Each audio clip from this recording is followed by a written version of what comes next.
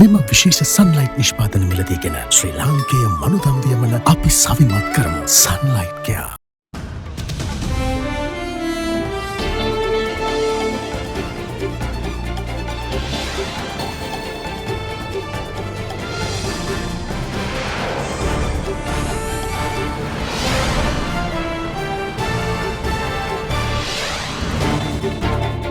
Tonight, marine disaster.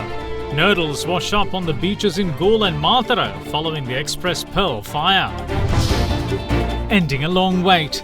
Vaccination conducted in Kandy, Ratnapura and Jaffna for the first time. Indiscriminate. Sri Lanka's first member of the Buddhist clergy elected to Parliament falls victim to COVID-19. Unheeded warnings. Record number of quarantine law violators arrested after police beef up crackdowns. All that and much more coming up on First at 9. This Sunday, the 30th of May, 2021.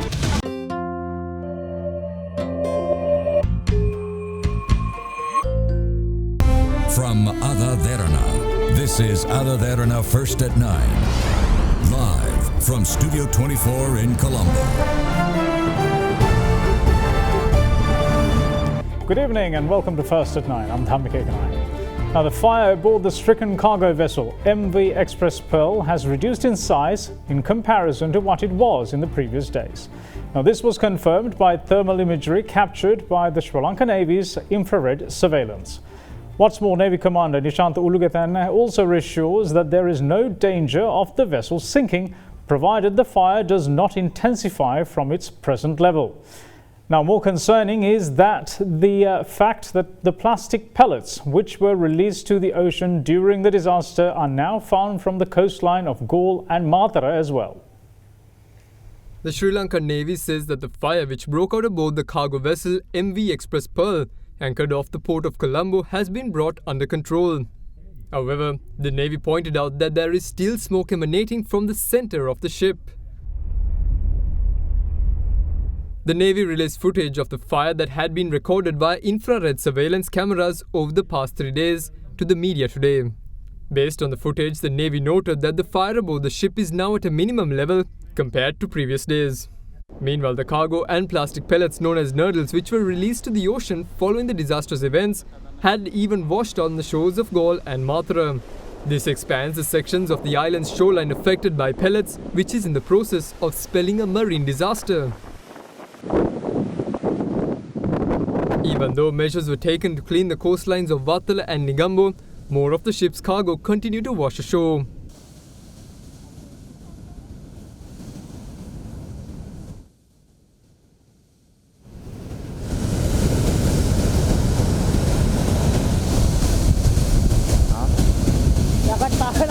In the meantime, the Central Environment Protection Authority has taken steps to accumulate and store the ship's cargo, which wash ashore to be safely disposed later.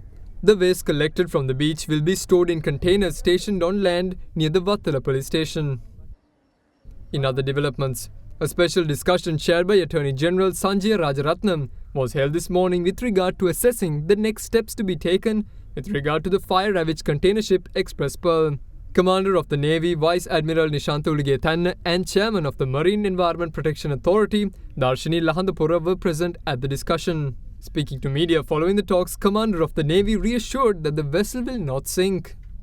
The Colombo Harbour Police obtained samples of the seawater affected by the pollutants released by the stricken cargo vessel and referred them to the government analysis. This is following the complaint filed by the Marine Environmental Protection Authority with the Colombo Harbour Police on the 23rd regarding the damage caused by the Express Pearl. In other developments, officers of the Criminal Investigation Department met the captain of the stricken vessel at a hotel in Vellavatta this afternoon to obtain a statement pertaining to the probe underway on the disaster. However, it was decided that a statement will be recorded tomorrow upon a request from the ship's captain, since he did not have the required documents pertaining to the vessel at hand. කාලගුණය කොහොමුණත් rhino නං වාලට safe තමයි මුළු ගෙදරම. Now, shifting the focus towards the pandemic situation, Sri Lanka's first ever member of the Buddhist clergy to have been elected to Parliament has fallen victim to COVID-19. Venerable Baddegama Samitha Thera has passed away last evening at the age of 69. Meanwhile, the inoculation program was worked off in the districts of Kandy, Ratnapura and Jaffna for the first time today. Even though the daily number of COVID-19 infections in the island have been under 3,000 for 8 consecutive days, there isn't a clear trend. Towards the middle part of that 8-day stretch, the daily caseload seemed to be declining. However, it has been on the up over the last 3 days. The number of daily PCR tests conducted also doesn't seem to be a factor in the case number fluctuation. Yesterday, Sri Lanka reported 2,882 new cases of the virus from a pool of 19,873 PCR tests. The Gampha district confirmed the highest daily cases with 541, while Colombo recorded 442. The Kalutara district meanwhile accounted for 241 infections. That puts yesterday's caseload in the western province at 1,224. Meanwhile, 205 infections were recorded from Nuwara, while 195 new cases came from Kurunegala and 162 from Kegol. The Galle district confirmed 145 cases, Kandy reported 119, and Batiklo accounted for 100 fresh cases. A further 677 cases were reported from 16 other districts. 55 imported cases were also among yesterday's caseload.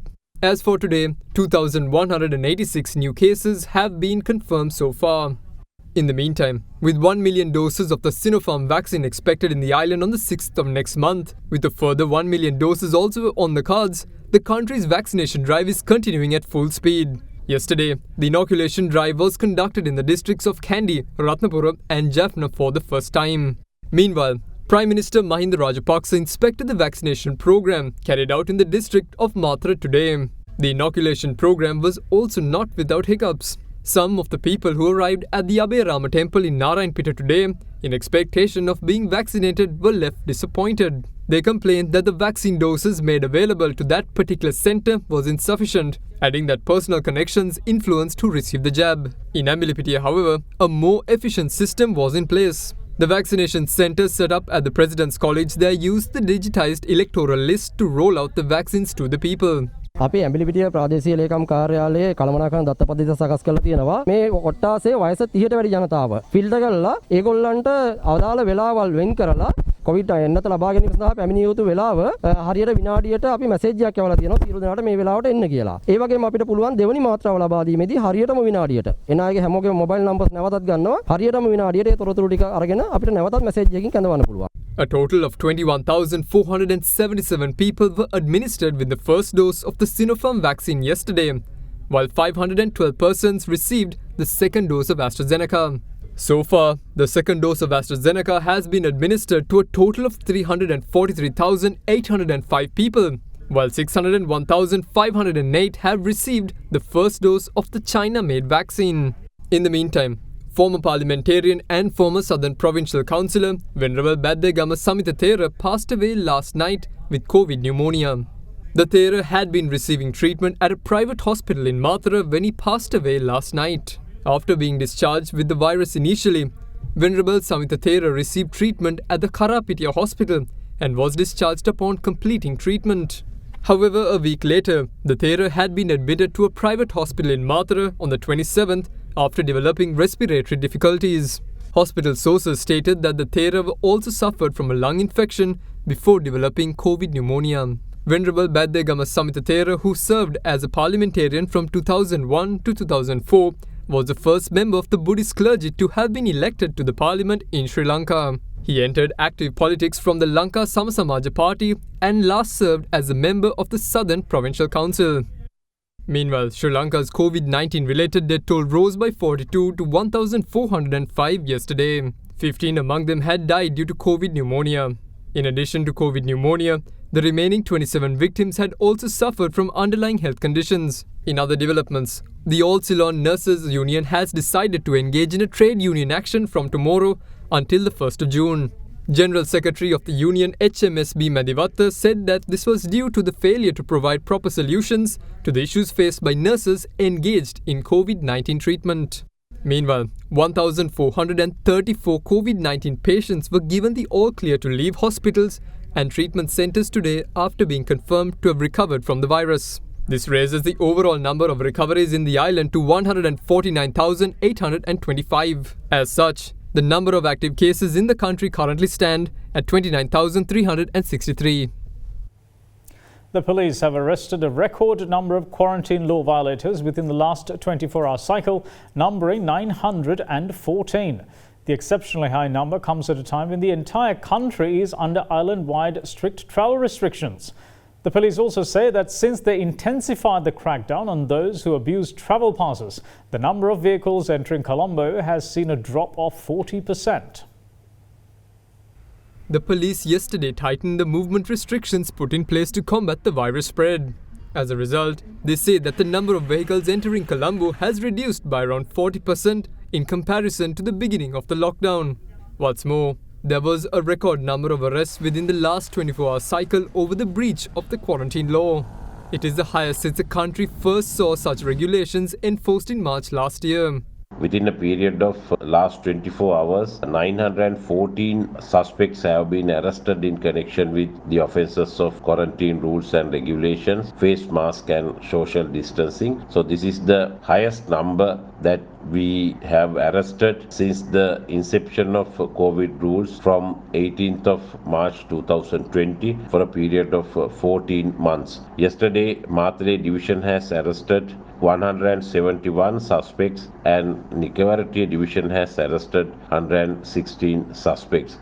Police continue to crack down on people who abuse travel passes and violate quarantine laws by conducting spot checks while setting up roadblocks.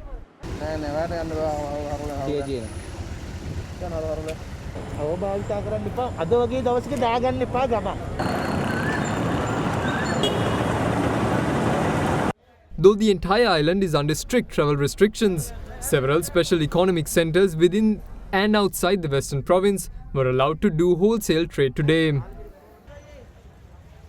In the meantime, the Consumer Affairs Authority raided the Veyangoda Special Economic Centre today after a complaint was lodged that goods are traded in excess of the controlled prices. What's more, the special economic centres in Dambulla and Cap Petipola too were operated today. හෙට දිනේ ආර්ථික මධ්‍යස්ථාන වෙත පැමිණෙන වාහනවලට ඒ වගේම ආර්ථික මධ්‍යස්ථාන වලින් භාණ්ඩ රැගෙන යන වාහනවලට ආර්ථික මධ්‍යස්ථාන වලට භාණ්ඩ රැගෙන විත් හිස්ව යන වාහනවලට බාධාවකින් තොරව ගමන් කිරීමට අවස්ථාව ලබා දෙන ලෙස දිවයිනේ සියලුම පොලිස් ස්ථාන වෙත පොලිස් මූලස්ථානය මගින් දැනුම් දී තිබෙනවා. Meanwhile, President Gotabaya Rajapaksa and Prime Minister Mahinda Rajapaksa have given instructions to ensure that temples across the country which struggle to source food items to be supplied with the necessary goods via divisional secretariats. In the meantime, the Colombo District Coordination Committee meeting was conducted today at the Colombo District Secretariat. Attention had fallen on the distribution of essential goods, vaccination program and the distribution of relief aid. Italy today extended an entry ban for people coming from Sri Lanka as a continued precaution against the more transmissible Indian variant of the novel coronavirus. The ban also covers India and Bangladesh. It was introduced in late April and was due to expire today. A spokesperson for the Italian health minister said that the ban was extended until the 21st of June. The World Health Organization says that the Indian variant has officially spread to 53 territories and has been linked to 7 other territories by unofficial sources, taking the total to 60. The Ministry of Education, in the meantime, has issued instructions related to the admission of students to Grade 1 in government schools for the year 2022. The instructions and the relevant application form can be downloaded from the official website of the Ministry, www.moe.gov.lk. The completed applications should be submitted addressing the relevant heads of schools by registered post to reach them before the 30th of June 2021. The Ministry says that all qualifications must be fulfilled and valid up to the said date. Now, the government once more iterated that everything concerned about the Colombo Port City and its Economic Commission bill is above board and the people should not fall prey to fearmongers. Addressing a media briefing on Friday, Minister of Justice insisted that the bill aims to boost investor confidence by providing a legal framework which is transparent. Also speaking there, Minister of Education addressed key allegations levelled against the bill while insisting that all taxes and levies collected will go to the consolidated fund and not any other external account. During a media briefing of the government, Minister of Education Professor G.L. Peiris addressed several allegations levelled at the Port City Economic Commission Bill. First up was the allegation that the powers vested in the bill diminishes the powers of the Parliament. Concessions and tax benefits can be conferred only in conformity with criteria that are contained in a regulation that has to be presented in Parliament and passed by Parliament. It's not open-ended discretion. It is Parliament that decides what are the criteria that have to be fulfilled before these tax benefits can be given to investors. Those have to be explicitly embodied in a regulation which Parliament adopts. Parliament is totally at liberty to modify or reject in toto the regulation that is presented to the House. Indeed, one of the cornerstones of Sri Lanka's constitution contained in Article 148, that Parliament and Parliament alone has power over public finance that is not infringed, not contravened in any manner whatsoever. Then whatever taxes, levies, whatever is collected by the Commission goes into the consolidated fund. Immediately that happens, you trigger the inalienable authorities of the Auditor General of the Republic in terms of Article 154 of the Constitution. Then, the minister addressed the allegation that the authority of the Port City Economic Commission Bill trespasses upon regulatory authorities of the country. Clause 74 of the bill, as it was enacted by Parliament, makes this very clear, that the Port City Commission will exercise its functions subject to the control of regulatory authorities, not reduced, not challenged or eroded in any manner whatsoever. Professor G.L. Peiris also allayed fears over the Port City becoming heaven for money laundering. Only legislation that does not operate within the Port City are the statutes that are referred to specifically by name in Schedule 3. Nowhere in Schedule 3 is there any reference to the Money Laundering Act. That means that the Money Laundering Act is fully operative in the Port City. As for claims that the area of the Port City not being a part of the Sri Lankan territory, the minister had this to say. This argument was conclusively rejected unanimously by 5 judges of the Supreme Court, who held that this is part of Sri Lanka's sovereign territory. Indeed, there was an explicit resolution by the Parliament of Sri Lanka to that effect.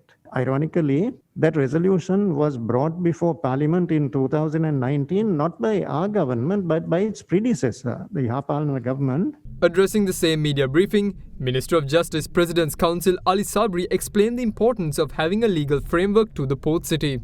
What is the investor looking for? First, protection of his investment. Second, transparency mechanism and legal framework to ensure that. Third, return on investment. Fourthly, repatriation of profits. So in order to ensure that, we got to have a legal framework. Everybody understands in Sri Lanka there is unanimity that we need Port City. If you need Port City, you need a law to govern it. So if you look at the law overall, what could have been done different to this? The land belongs to Sri Lanka, part of the Sri Lankan territory. Title remains with Sri Lanka. Even the percentage of land which we have given on a 99-year-old lease to the developing partner, China Harbour Company, Port City Company, title remains with the government of Sri Lanka. So even if they want to sublease it for development, the government of Sri Lanka, prior to the bill, the UDA, after the bill, the commission, need to be a signatory. Second one is, not everyone can come and invest here. You need to apply to the commission and obtain a license. Only a licensed entity could invest here and carry on their business. To whom are they applying? To the commission. So commission is appointed by the president of the country. His Excellency, the president, is appointed by the people of the country. So therefore, everything is transparent, logical, and can easily identify. And the most important thing is, if any company wants to invest here, first they must register with the Sri Lankan Company Register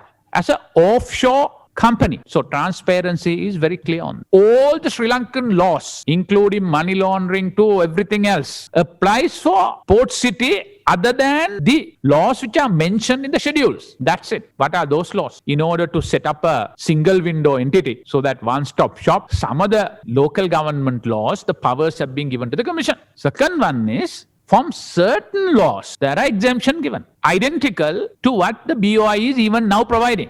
The Justice Minister then explained the ongoing process to establish special investor courts.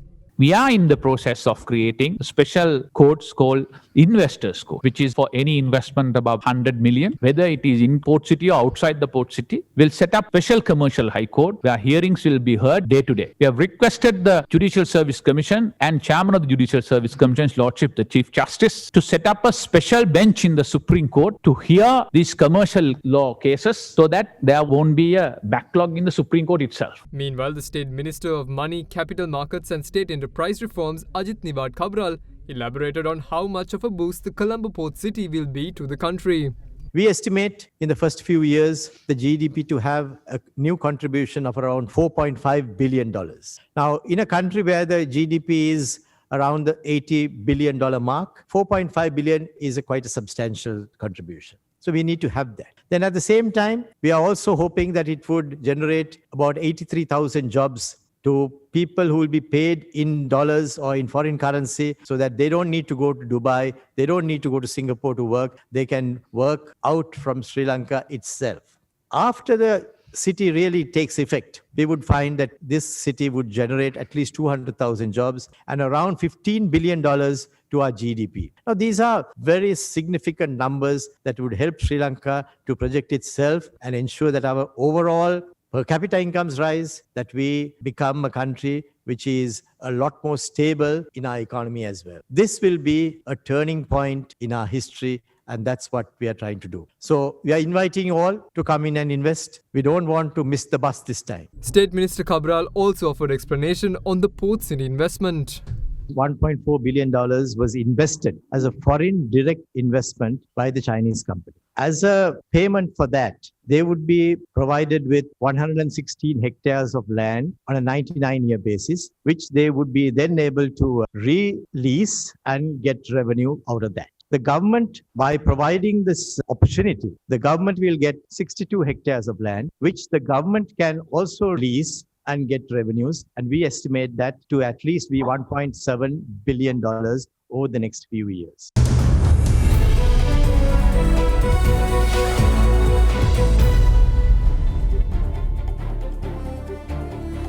Welcome back. This is First at 9. Now, market experts expect an upward trajectory in the trading at the Colombo Stock Exchange starting from tomorrow with high investor confidence levels. The all-share price index closed at 7,333.42 after gaining 55.18 points last Friday, while the S&P SL20 index of more liquid stocks gained 29.84 points to close at 2,955.7.